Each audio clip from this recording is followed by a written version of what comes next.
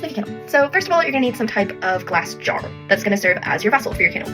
Here's an example of one. This is just a mason jar that I have lying around. Anything else really works though. Some type of recycled jam jar would be perfect. The next thing that you're going to need is some candle wax. So this personally is soy wax. Soy wax works great because it's very environmentally friendly, which I'm going to continue about later on. The next thing that you're going to need is some type of crayons. So this is what I use for pigment because most people have crayons. They're easily findable in any types of grocery stores, stationery supply stores, Staples, anything that you can think of. You can probably find crayons there. Plus you probably already have it laying around your house anyways. The next thing that you're going to need is some type of wick. So this is what's going to help burn your candle. Don't forget about this part. So a wick, basically, you can use wood or you can also use cotton. Those type of cotton weaved options, anything really that works as long as it is able to burn your candle in an effective manner.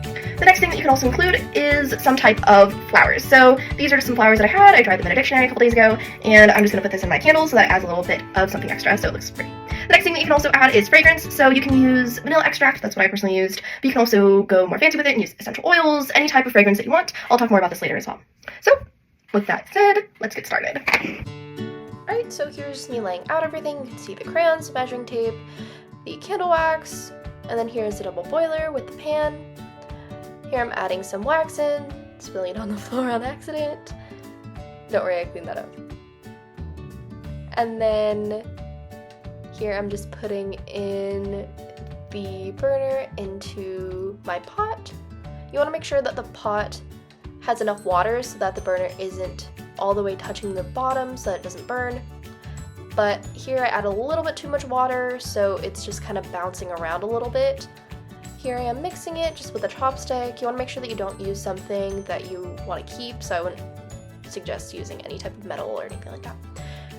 Here I'm adding the crayons for the colorant. So for this one I picked a pink color. I mixed a couple crayons. Make sure to take off the paper before you add in the crayons to the burner, and then make sure that you mix it fully. So I made two versions. Here is a purple version, and then I also made a blue version right there. Let's talk about the difference between sustainable candles and store-bought candles. So sustainable candles are all made from natural waxes, as I previously mentioned, such as soy wax, coconut, rapeseed, or beeswax. These materials are renewable and biodegradable, making them eco-friendly rather than the petroleum-based paraffin wax which is used in conventional candles. These conventional candles are very harmful for the environment because they are mass-produced, causing many emissions to be released in the atmosphere in the factories where they are produced, and when they burn inside your house, they release toxic emissions themselves, which are detrimental for your air quality. Making your own candles allows you to pick your type of colorant, your type of fragrance, things like that. So it's highly customizable based off of your preferences. One specific benefit of soy wax is that it burns for longer, making it more sustainable and not a quick grab product that will need to be replaced quickly compared to paraffin wax because of a little thing called planned obsolescence. So basically how our products nowadays are built to fail. Finally, it is safer because it releases toxic emissions and does not release soot, making it safe for your entire family. Soy wax, that is. And it allows you to repurpose any extra glasses that you have lying around your house, such as I previously mentioned, from jam making, or just, I feel like we all have a lot of random jars laying around, so it makes it easy to have some use out of it. So, connecting to Apes sustainability. The Apes topic that I selected that my project is aligned with in terms of sustainability is energy conservation and heat generation. Energy conservation because making your own candles allows you to conserve energy because it provides a source of light that can also act as a source of heat generation, since when you light a candle, it produces heat. So these are going to be very important specifically for me. I'll use an example. I know that I sometimes get cold at around like 10 p.m. Don't know why, very random. So lighting a candle and then letting my hands hover there for a little bit will allow me to keep warm when I don't want to turn on the entire heater on and wake my entire house up because of the heater.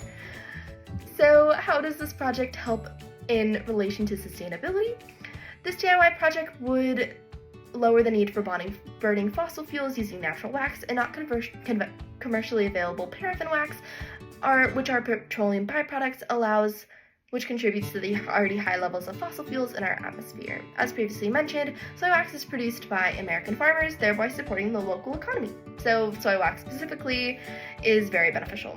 And it also has a super quick crop regeneration, making it biodegradable and free from any harmful toxins.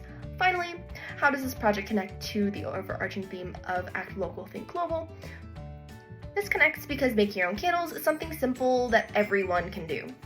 Not everyone loves candles, but the people that do are most likely going to be willing to make their own, and they'll enjoy doing it. It allows them a level of customization unparalleled in this increasingly mass market culture.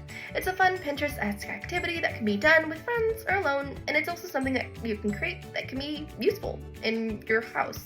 And it's also made from petroleum, crude oil, which is a non-renewable resource which requires intensive machinery to mine and refine, paraffin wax that is, and nobody wants that inside their house.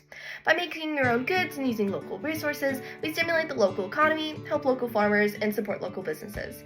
In addition to reducing carbon emissions, because it reduces the amount of travel that items go to, meaning that the amount of travel that a conventionally store-bought candle would need to go through in order to reach your house, as opposed to just you having your own wax and making it in your own home.